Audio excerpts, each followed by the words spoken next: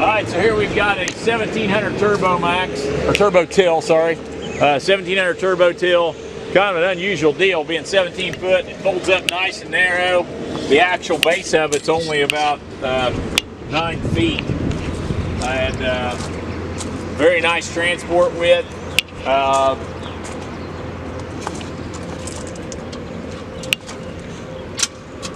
Got about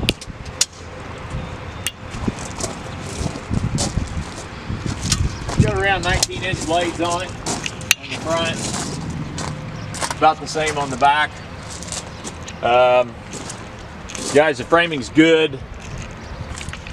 We just knocked some dirt off of it yesterday so you can see what it was. But I think mechanically it's a very good piece if you're wanting a vertical tillage tool. Here's one here that won't break the bank, still do the job. Does has the weight kit on it, has the light kit on it. It's here and ready to go.